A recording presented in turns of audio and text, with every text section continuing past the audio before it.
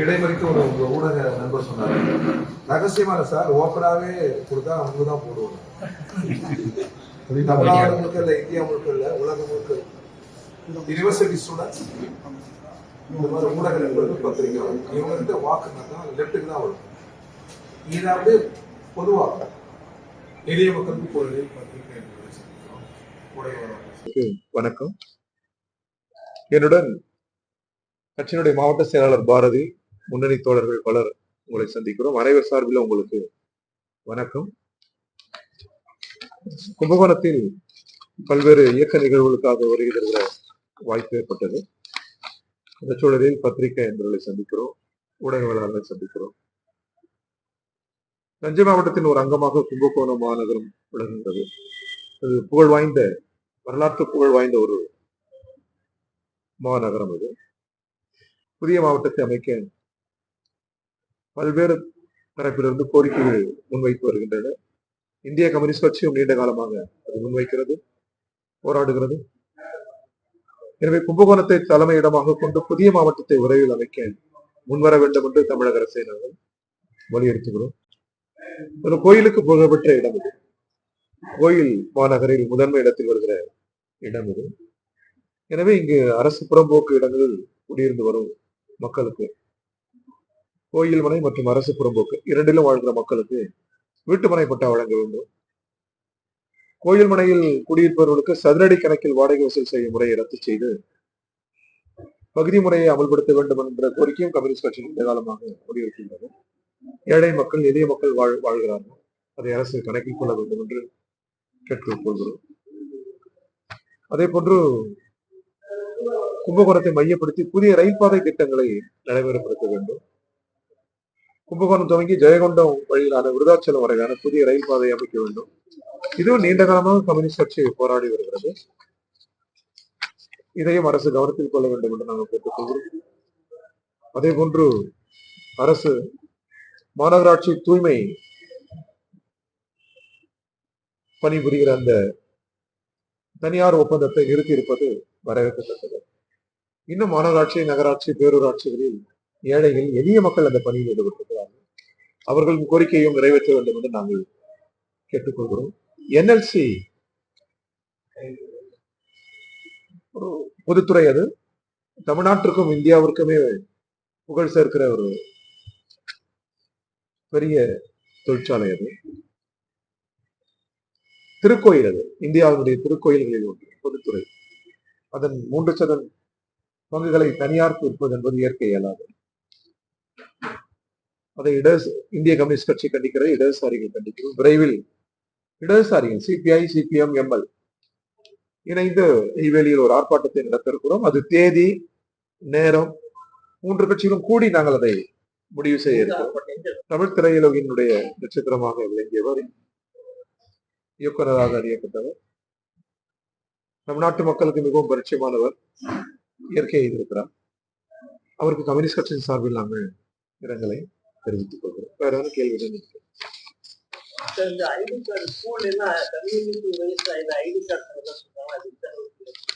தெரியல, அது பற்றி ஒரு முழு விவரம் தெரியவில்லை. எங்கேயும் கல்வி என்பது ஜாதி மதங்களுக்கு அப்பா சமூக அறிவியலை புகட்ட வேண்டும். இது இந்த நம்முடைய சமூகம் வர்க்க சமூகம் மட்டுமல்ல, ஜாதிகளாலான சமூகம். எனவே இந்த ஜாதி வேற்றுமைகள் கலைந்து எல்லோரும் ஓர் குலம், எல்லோரும் ஓர் நிறை, மனிதர்களை பிரிக்கிற அறிவியலுக்கு புறம்பான அனைத்து காரணிகளும் கடந்து செல்கிற ஒரு சமூக அறிவியல் கல்வி தேவைப்படுகிறது. இந்த சூழலில் அது போன்ற சிந்தனைகள் சரியல்ல. அதனுடைய முழு விவரங்கள் வரட்டும், வந்த பிறகு நாங்கள் தெரிவிச்சோம். தமிழக முதல்வர் வந்து முன்னாள் பேசினார் அப்பா. ஏற்கனவே நாங்கள் சொல்லிட்டு சார், பல முறை சொல்லியாச்சு. அது நமது சட்டமன்ற மரபுகளை நாம் பின்பற்ற வேண்டும். நமது முன்னோர்கள் அத்தகைய உயர்ந்த விழுமியங்களை நமக்கு அளித்திருக்கிறார். வெற்றி தோல்வி மிக இயல்பு. டாக்டர் அம்பேத்கர் கூறுவது போன்று நாணயத்தின் இருபக்கம் போல் வெற்றியும் தோல்வி. நாடாளுமன்ற ஜனநாயகத்தில் பல கட்சி இயங்கும் முறையில் வெற்றி தோல்வி மிக இயல்பு. ஒருவரை ஒருவர் நிரப்பிக் கொள்வதுதான் சட்டமன்ற மரபு. ஒருவரிடமிருந்து ஒருவர் பெறுவதுதான் சட்டமன்ற மரபு. எனவே நமது முன்னோர்கள் நமக்கு அளித்திருக்கிற நல்ல விளிம்புகளின் நம்ம நடக்க வேண்டும் என்பதுதான் அதில் எங்களுடைய நிலை. இந்த கருத்தெல்லாம் ஏற்கனவே சொல்லிட்டேன். மேட்டூர்ல திறக்காம இருக்காங்க, தண்ணி குறைவா இருக்கு. தண்ணியை வாங்குறதுக்கு தமிழக அரசு முயற்சி பண்ணதா, அதுக்கு கட்சிகள்லாம் ஏதாவது கோரிக்கை வச்சிருக்கீங்களா? போராட்டம் பண்ண போறீங்களா? வேலையில இழப்பு ஏற்படுத்தி தொழிலாளர்களா அவங்களுக்கு நிவாரணம் இருக்கு. இந்த நிச்சயமா நீங்க உங்க கேள்வியிலே பதில் இருக்குது. நாங்கள் அந்த பக்கம் தான் எப்பொழுதும் மேட்டூர் அணை திறக்கப்படணும். 2வது காவிரி அணை, காவிரி நீர், கர்நாடகம், கேரளா, ஆந்திரா 3மே நீர்பிடிப்புள்ள பகுதிகள் தான். தென்பகுதிகள் நீருக்கு இயங்குகிற மாநிலம் நம்முடைய மாநிலம் தான். எனவே எப்பொழுதுமே நீர் என்பது வெறும் நீர் அல்ல, இந்த மாநிலங்களின் உறவு சம்பந்தப்பட்டது. மேகதாது கூட நம்ம ஒன்னும் கர்நாடக மக்களின் தேவைகளை கருத்தில் கொள்ளாமல் இல்லை. தமிழ்நாட்டு மக்கள் பெங்களூர்ல பெரும்பான்மையான தமிழர்கள் வாழ்கிறார். அவர்கள் குடிநீர் பிரச்சனை, அவர்களின் தேவைக்கு நாம் மதிப்பளிக்கிறோம். அதை தாண்டி உயிர் பிரச்சனை காவிரி தமிழ் மக்களுக்கு, டெல்டா மக்களுக்கு. எனவே மேகதாது அணை கட்டுகிற அந்த முயற்சியே, அந்த சிந்தனையே கர்நாடக அரசுக்கு வரக்கூடாது. இதுல பார்வையாளராக இருந்து ஒன்றிய அரசு வேடிக்கை பார்க்க கூடாது. இங்க எவ்வளவு அணை கட்டினாலும் நாங்கள் அடிக்கடி கூறுவோம், உலகத்திலே இல்லாத ஒரு வலுவான அணையை நீங்கள் கட்டினாலும் காவிரி நீர் தமிழ்நாட்டிற்கு தான் வரும். வேறு திசை நோக்கி அது செல்லாது. வேறு திசை நோக்கி செல்லுகிற ஆற்றல் யாருக்கும் இல்லை. அது தமிழ் நோக்கி தான் வரும்.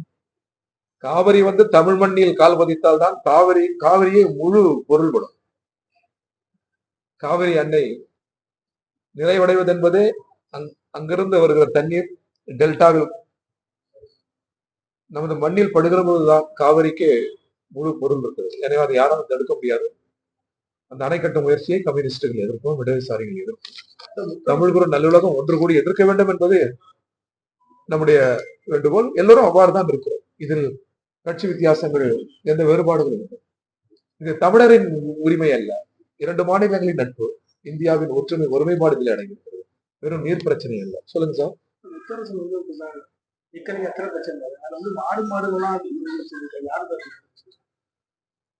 ஒரு விலைக்கு சொல்லுவாரு, கம்யூனிஸ்டுகளை பொறுத்தவரை 100 ஆண்டுகள் எங்களுக்கு இக்கரையும் தெரியாது, அக்கறையும் தெரியாது. பசுமையாக இருக்கிற இடத்தை நோக்கி நாங்கள் ஓடியதும் கிடையாது. எங்களுக்கு ஒரு அக்கறை இருக்கிறது, அந்த அக்கறையில் தான் நாங்கள் இருக்கிறோம். அந்த அக்கறை என்பது நிலவுகிற முதலாளித்துவ சமூகத்திலிருந்து ஒரு சோசியலிஸ்ட் சமூகத்திற்கு இந்த சமூகத்தை மாற்ற வேண்டும் என்கிற, நாட்டையே இடது பக்கம் மாற்ற வேண்டும் என்கிற நூற்றாண்டு கால அக்கறை எங்களிடம் இருக்கிறது. அந்த அக்கறையை தவிர வேறு அக்கறையை எங்களுக்கு தெரியாது. அதை அவர் விளக்குவாரு, விளக்கி சொல்வார். கம்யூனிஸ்டுகளை பொறுத்தவரை இந்த 100 ஆண்டுகளில் பசுமை பக்கம் என்றைக்குமே சென்றது. 100 ஆண்டுகளில் 2-3 முறை தடை, சரிவழக்கு, சிறைச்சாலை, நாடு கடக்கும், இவ்வளவு அடக்குமுறைகளை தாண்டி நாட்டிற்கும் உழைக்கும் மக்களுக்கும் எந்த தீங்கும் செய்யாமல் இன்றைக்கும் களமாடுகிறவர்கள் கம்யூனிஸ்டுகள் என்பது உங்களுக்கு தெரியும். எனவே வரலாறு நெடுகிலும் கம்யூனிஸ்டுகள் பயணித்த பாதை என்பது நெருப்பாறு அடக்குமுறைகளும் அலைகழிப்புகளும் தாங்கி வந்த ஒரு பேர் இயக்கம். ஒருபோதும் அந்த பசுமையை எட்டி பார்த்தது, அந்த பக்கம் சென்றது. எப்போதுமே நாங்கள் வறட்சியாக இருக்கிற ஏழைகளின் பக்கம், தொழிலாளர்களின் பக்கம், தேசத்தின் பக்கம். அதை அவர் விளக்கம் சொல்லுவார், விளக்கம் கேட்பார். அதுதான் சார் விளக்கம் கேட்போம், அவர் விளக்கம் சொல்லுவார். அந்த விளக்கம் உங்களுக்கு அறிவிக்கப்படும். ஒவ்வொரு மாநிலத்துல ஆட்சியில இறந்து வருகின்றார், இதற்கு என்ன காரணம்? உங்களுக்குள்ளார ஒரு ஒற்றுமை இல்லையா, இல்ல அது எப்போ ஒவ்வொரு மாநிலத்திலும் ஆட்சிகளை அமைக்கிறதுக்கு உங்களுடைய பங்கு? சார், இந்தியாவோடு நாங்கள் வெற்றி பெறுவோம், இடதுசாரிகள் வெல்லுவோம். தேர்தல் சீர்திருத்தத்தை அமல்படுத்தினார். தேர்தல் சீர்திருத்தம் இந்திரஜித் குப்தா கமிட்டி முன்மொழிந்தது. அதை டாக்டர் கலைஞர் அவர்கள், ஒரு மதிப்புக்குரிய டாக்டர் கலைஞர் அவர்கள் தனது நிறைவு காலத்தில் என்ன சொன்னார்னா, தேர்தல் சீர்திருத்தம் குறித்து நாடு சிந்திக்க வேண்டும் என்றார். தேர்தல் சீர்திருத்தத்தில் கட்சிகள் பெறுகிற வாக்கு சதவீதத்துக்குரிய எண்ணிக்கை உண்டு. அவ்வாறு வருகிற போது இந்தியா முழுவதும் எங்களுக்கு அமைப்பு இருக்கிறது, கிளைகள் இருக்கிறது. இடதுசாரிகள் தனித்து போட்டியிட்டாலே எங்களுக்குரிய வாக்குகள் எங்களால் பெற முடியும். அதற்குரிய எண்ணிக்கை சட்டமன்ற, நாடாளுமன்றத்தில் எங்களுக்கு கிடைக்கும். இப்ப நம்முடைய தேர்தல் முறைகளில் 100 மக்கள் வாக்களித்தால் 49% வாக்களித்த மக்கள் தோல்வி, 50-51% வாக்கு பெற்றவர்கள் வெற்றி. அப்ப இந்த ஒருவர் வாக்களிக்கவில்லை என்றாலும் அது தோல்வியில் தான் சேர்க்கப்படுகிறது. எனவே வாக்களிக்கிற ஒவ்வொரு மக்களுக்கும் பொருள்படுகிற தேர்தல் சீர்திருத்தங்கள் வேண்டும் என்று நாங்கள் சொல்கிறோம். அந்த காலம் வருகிற போது நாடு முழுக்க நாங்கள் வெற்றி பெறுவோம். எங்களை நாங்கள் உங்களை தோழமையோடு கேட்டுக்கொள்வது, எங்களை சட்டமன்ற நாடாளுமன்ற எண்ணிக்கையில் தேட வேண்டாம். நாடு முழுதும் இருக்கிறோம், நாட்டுக்காக குரல் எழுப்புகிறோம். சில மாநிலங்களில் ஆட்சியாளர்கள் செய்ததை விட ஆட்சி அதிகாரத்திற்கு வராமல் நாங்கள் போராடி பெற்றது ஏராளம். எனவே இதன் பொருள் அதிகாரத்திற்கு கூடாது என்பதெல்லாம் வருவோம். ஒரு புதிய தலைமுறை எழுகிறது. அது ஜாதியை கடக்கும், மதங்களை கடக்கும், உரையாடல் செய்யும். ஒரு சமூக நீதி, சமதர்மம், சமத்துவம் என்று அவர்கள் சிந்திக்கிற போது இடதுசாரிகளுக்கு உரிய இடம் கிடைக்கும். அந்த நம்பிக்கை எங்களுக்கு இருக்கிறது. புதிய தலைமுறையின் மீது நாங்கள் நம்பிக்கை வைத்திருக்கிறோம். அந்த காலம் எழும் என்கிற நம்பிக்கை எங்களுக்கு இருக்கு. சொல்லுங்க சார்.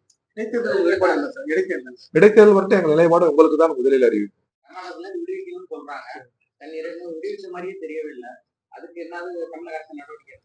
தமிழக அரசு நடவடிக்கை எடுக்க வேண்டும். நாங்களும் குரல் எழுப்புவோம்.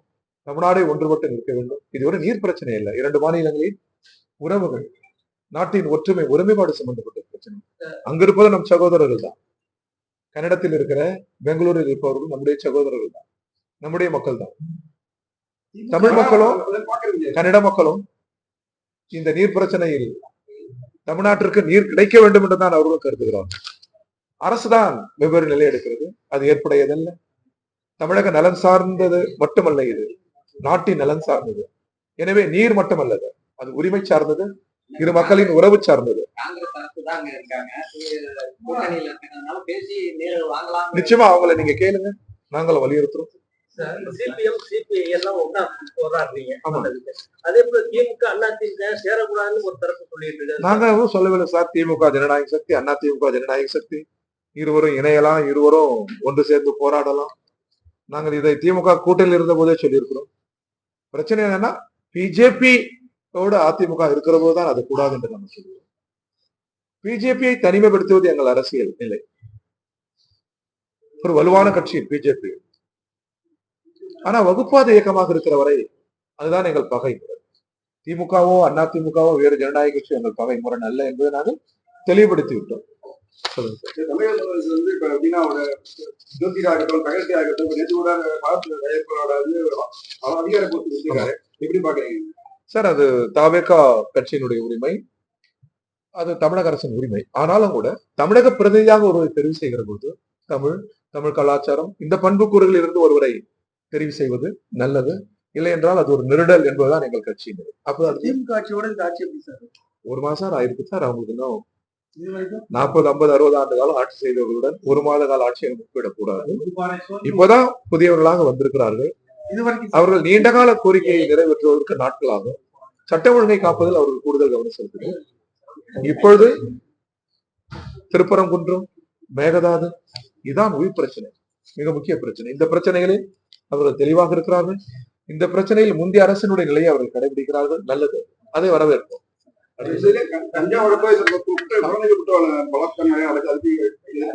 அரசு அதை கூடுதல் கண்காணித்து அதை ஒடுக்க வேண்டும். கல்வியால் பெரும் பங்காற்ற முடியும். கல்வி குழந்தைகளை, பெண் குழந்தைகளை, அவர்கள் மீது மதிப்பையும் அவர்களை காக்கிற பெரும் பொறுப்பையும் கல்வி நமக்கு அளிக்க வேண்டும். இது சட்டம் ஒழுங்கு என்று மாணவரும் இளைஞரை வேடிக்கை பார்க்க முடியாது. ஊர் கூடி நின்று பெண்கள் மீது, நம் குழந்தைகள் மீது நடத்தப்படுகிற அந்த தாக்குதலுக்கு எதிராக தமிழ் நல்லுலகமே எழுந்து நின்று ஒரு கேடயமாக நிற்க வேண்டும். அதற்குரிய பிரச்சாரங்களை, விழிப்புணர்வை எல்லோரும் கூட்டாக தான் செய்யும். சட்டப்படி நடைபெறட்டும். அவரே சொல்லியிருக்காரு, நான் குற்றவாளி அல்ல, நீதிமன்றத்தை சந்திப்பேன், சட்டத்தை சந்திப்பேன் என்று. அது சட்டப்படிதான். சட்டத்தை யாரும் மீறி விட முடியாது. சட்டப்படி நடக்கட்டும். பழிவாங்குதல் கூடாது என்பதுதான் எங்கள் நிலை. ஒன்றிய அரசு ரொம்ப யாரெல்லாம் கருத்துக்கள் எதிரானவர்களோ அவரெல்லாம் ரைட் பண்ணுவாங்க. பிஜேபி ஒரு ரைடே நடக்காது. இதுதான் நம்ம கூடாது என்று. சட்டத்தின் முன் எல்லோரும் சமம். சட்டப்படி நடக்குது சார். இதா இருந்தாலும் ஓகே. நன்றி.